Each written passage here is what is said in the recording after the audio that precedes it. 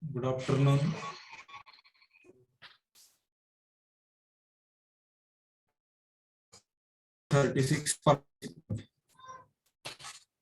In our today's lecture, and last lecture we have studied the middleman, broker, wholesale, as well as merchant, middleman, retailers, agent, commission agent, etc. Brokers. These are the marketing middlemen, and marketing channel where we have studied direct route, indirect route, a definition of marketing channel may be defined as in different ways according to more. It is all the chain of the intermediaries. It is a chain of intermediaries, means marketing channel, or it is a way where product reach to consumer from a producer is called as also marketing channel. Farmer to consumer, farmer to retailer, village trader consumer, farmer to wholesaler, retailer consumer, etc. etc. are the marketing channels. After that,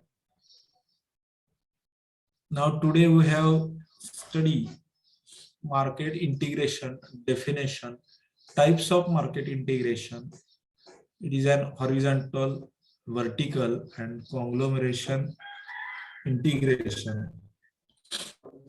Market integration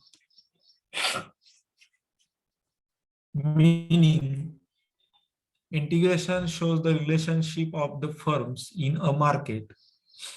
The extent of integration influences the conduct of the firms and consequently their marketing efficiency.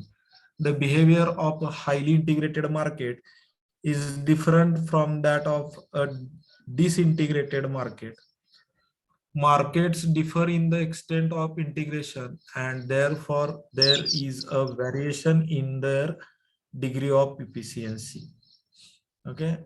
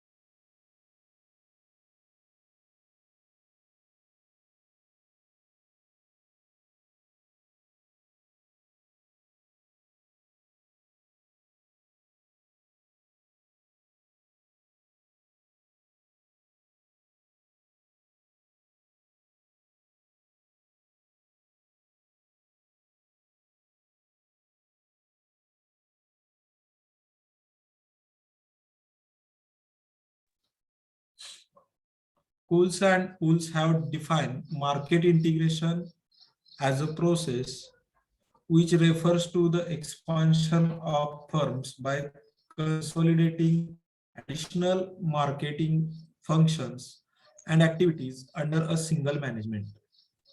Okay. Example of market integration are the establishment of wholesaling facilities by food retailers and the setting up another plant by a milk processor. In each case, there is a concentration of decision making in the hands of a single management.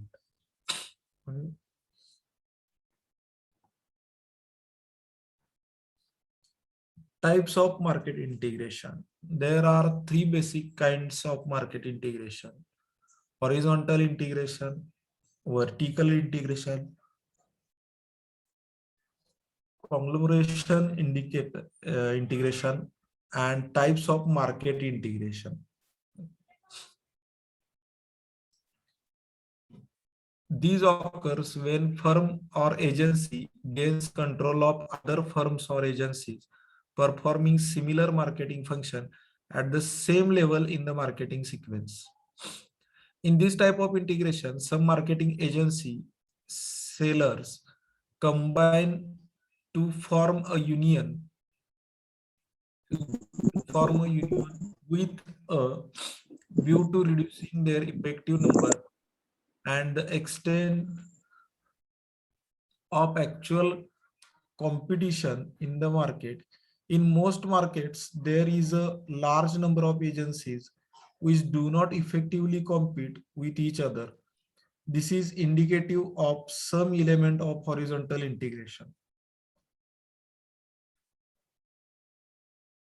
Diagram दिसते पहा तुम्हाला की इंटिग्रेशनचा अर्थ एकीकरण किंवा ज्याला आपण काय म्हणतो, आता इथे दिलेला आहे बघा, फर्म ए, फर्म बी, फर्म सी आणि firm D. But under management कुणाच्या आहे, तर पॅरेंट ऍग्री बिझनेस फर्मच्या अंडर त्यांचं चाललंय. Okay, horizontal integration is advantages for the members who join the group. Similarly, if farmers join hands and form a cooperatives, they are able to sell their produce in bulk and reduce their cost of marketing. Horizontal integration of selling firm is generally not in the interest of the consumers or buyers. In most markets, there is a large number of agencies which do not effectively compete with each other. This is indicative of some element of horizontal integration.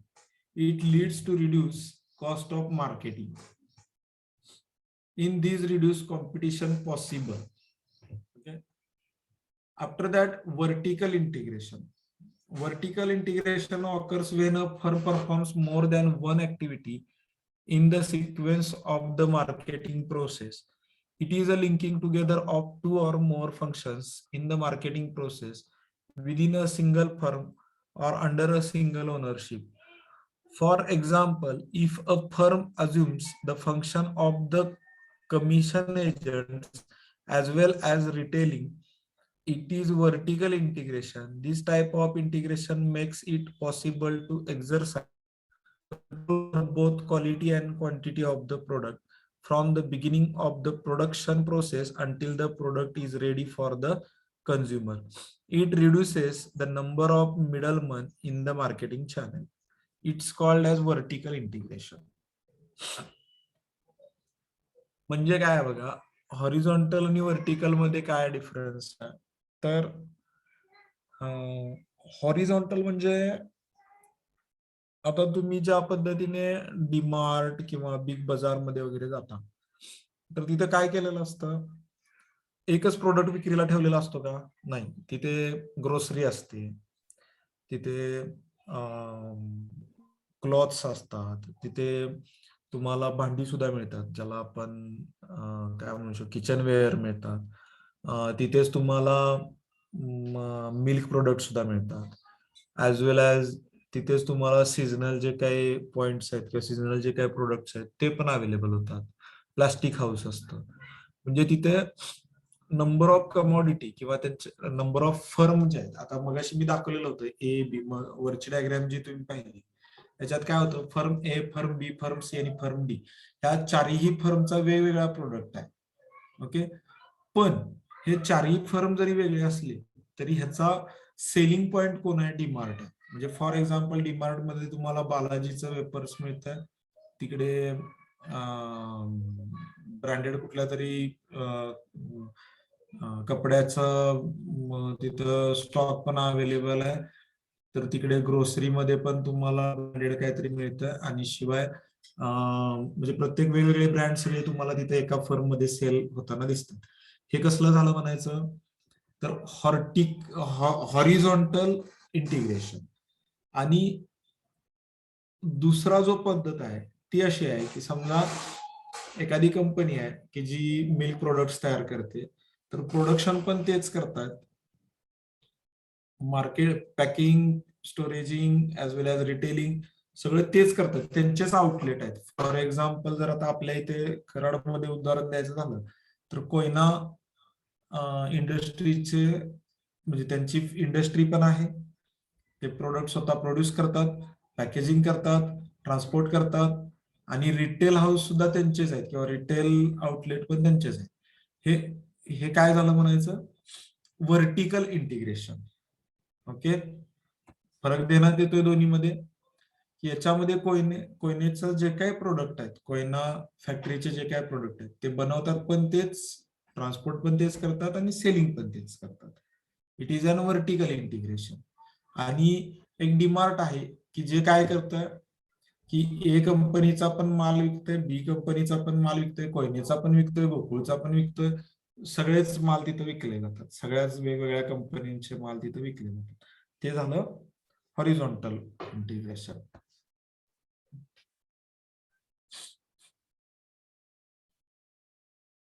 आता कॉंग्लोमरेशन integration म्हणजे कोणतं, तर combination of agencies or activities not directly related to each other may when it operates under a unified management. म्हणजे आपण इथं आपण असं म्हणू शकतो की जसं हॉरिझॉन्टल इंटिग्रेशन आहे,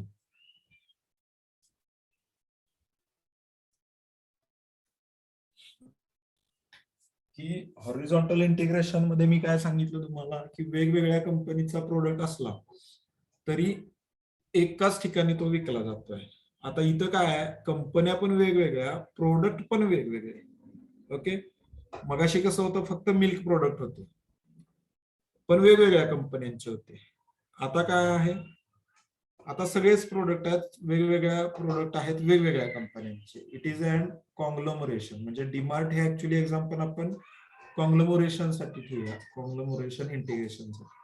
आणि एकाच दुकानात गोकुळचे पण, गोकुळ मिल्क प्रोडक्ट मिळत आहेत, कोयना मिल्क प्रोडक्ट मिळत आहेत, अमूल मिल्क प्रोडक्ट मिळत आहेत, is called as horizontal integration. आपण एक्झाम्पल चेंज करूया, डीमार्ट हे कॉंग्लोमरेशन साठी ठेवूया. ओके, तर इथं देण्यात आलं इंटिग्रेशन कशा पद्धतीने 3 प्रकारचे आहेत. तर तिथे उदाहरण पण काय दिलेले आहेत पहा, हिंदुस्तान लिव्हर लिमिटेडचं काय आहे, त्यांचे सोप पण आहेत आणि व्हेजिटेबल्स पण आहेत.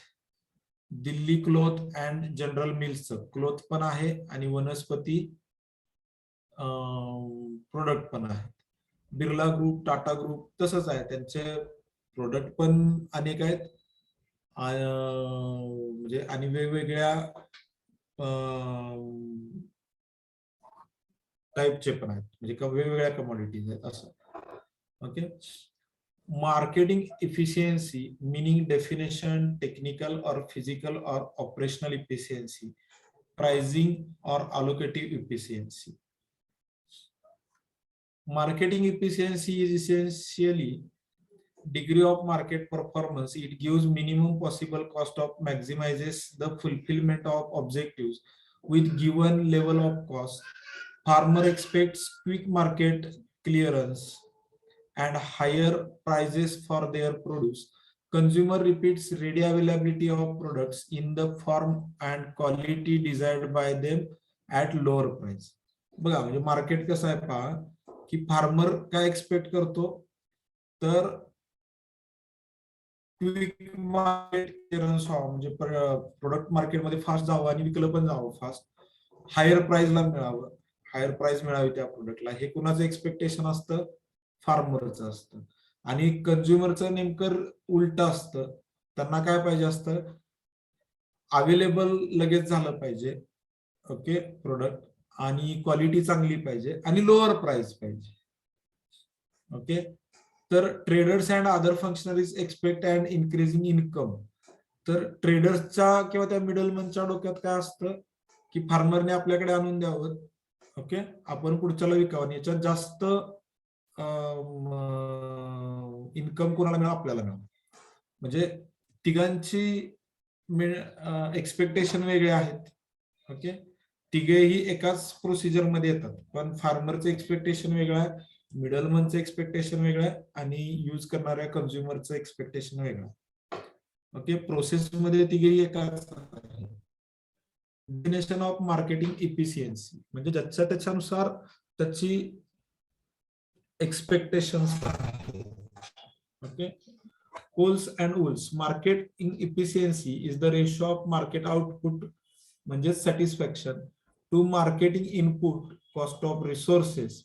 An increase in this ratio represents improved efficiency and decrease denotes reduced efficiency. A reduction in the cost for the same level of satisfaction or an increase in the satisfaction at a given cost result in the improvements of efficiency. Okay, म्हणजे आपण बरेच वेळा एक वाक्य बोलतो की काय, पैसे देऊया पण त्या क्वालिटीचा माल पाहिजे, किंवा पैसे देतो पण त्या लेवलचा प्रोडक्ट द्या. ओके, म्हणजे सॅटिस्फॅक्शन तिथं यूज केलं जातं. आणि जर त्या लेवलचा प्रोडक्ट नसेल तर मग मी लो प्राइसला घेणार, कारण मला सॅटिस्फॅक्शन होत नाही. ओके, तर marketing efficiency has been defined as having the following three components. First is the effectiveness with which a marketing service is performed, the cost at which the service is performed, and the effect of this cost and the method of performing the service on production and consumption. Of the three components, the last two are the most important because the satisfaction of the consumer at the lowest possible cost must go hand in hand with the maintenance of a high volume of farm output. Approach to the assessment of marketing efficiency. Traditionally, efficiency of the marketing system has been looked at from the following two angles. First, technical और physical और operational efficiency. बघा त्याला or दिलेला आहे, technical पण म्हटलं जातं, physical पण म्हटलं जातं, as well as operational efficiency. तिन्हीचे पण मिनिंग सेमच आहे. These aspect of the efficiency tends the cost of performing a function. Efficiency is said to have increased when cost of performing a function for each unit of output is reduced. This can be brought about either by reducing physical losses or through change in the technology of the function. Wise storage, transportation, handling, and processing. A change in the technique may result either in the reduction or per unit cost.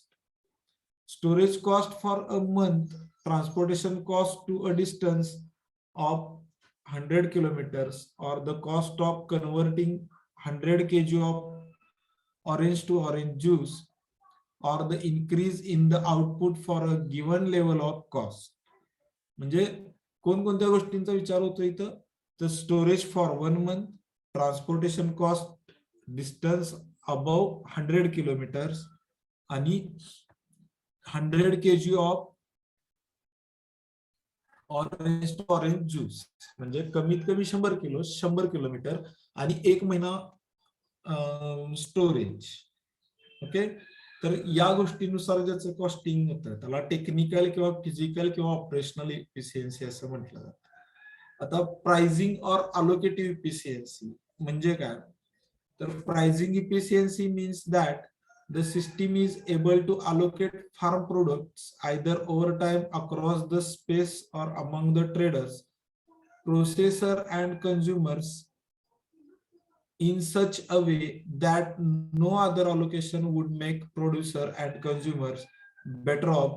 This is achieved by pricing of the product at different stages, at different places, at different times, and among different users, and hence called pricing efficiency. म्हणजे इथं काय विषय येतोय, तर ज्या काय strategies आहेत कशाच्या, तर achieving by pricing, okay, of the product at different stages, different places, different times, म्हणजे आपण म्हणतो ना की एखादी वस्तू कराडमध्ये घेतली तर त्याचा दर वेगळा आहे, बेंगलोरला घेतली तर वेगळा आहे, पुण्यात घेतली तर वेगळा आहे आणि मध्य प्रदेशमध्ये घेतली तर वेगळा आहे. तर ही झाली प्राइसिंग इफिशियन्सी. ओके. आणि मगाशी जी होती ती कशी होती की 100 किलोमीटरचा डिस्टन्स, 100 kg म्हणजे आणि 1 month स्टोरेज. ओके. आणि इथं pricing at different stages, different places, different times is called as pricing or allocative efficiency.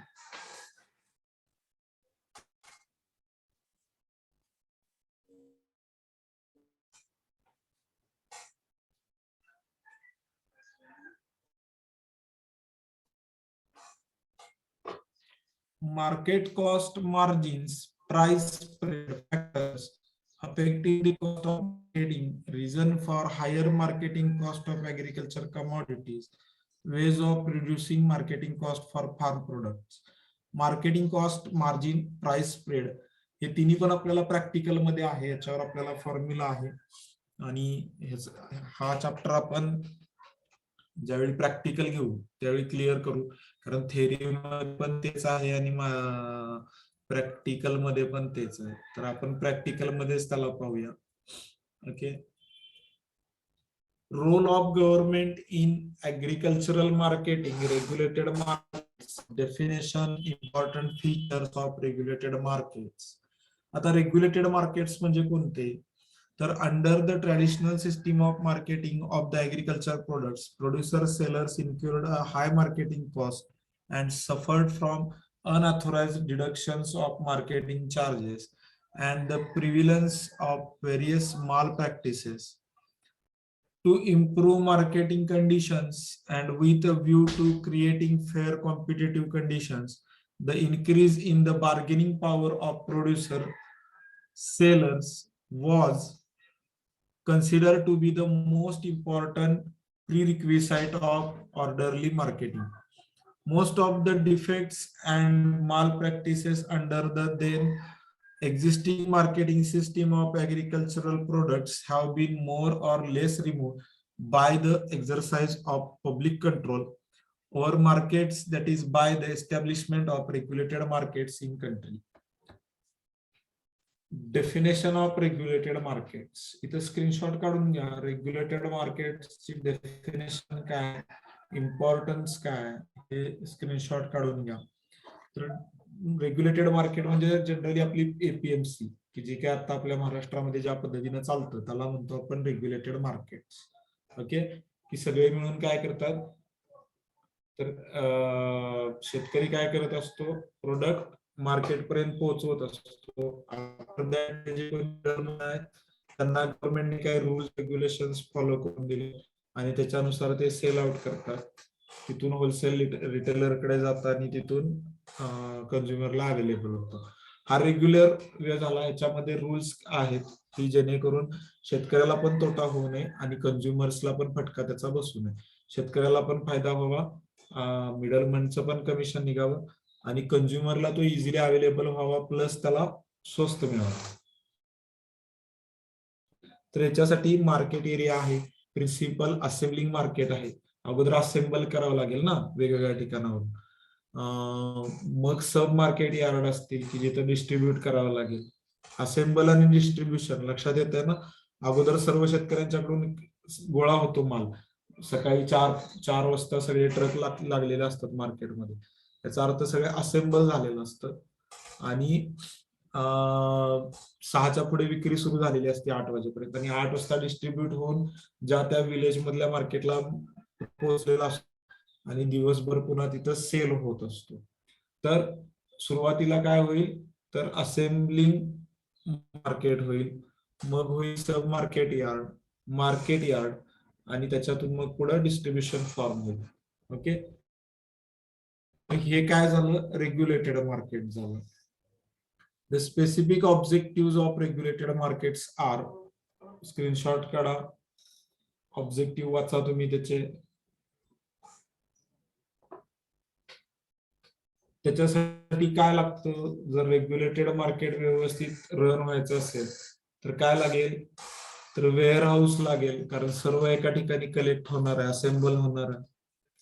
तर पब्लिक सेक्टर इन्स्टिट्यूशन मध्ये warehousing, meaning warehousing in India, तर त्याच्यामध्ये CWC working of warehouse, advantages of SWC, FCI, या सर्व organisation आपण एकदा बघितलेले आहेत. CWC म्हणजे central warehousing corporation, SWC म्हणजे state warehousing corporation, FCI म्हणजे फूड कॉर्पोरेशन ऑफ इंडिया.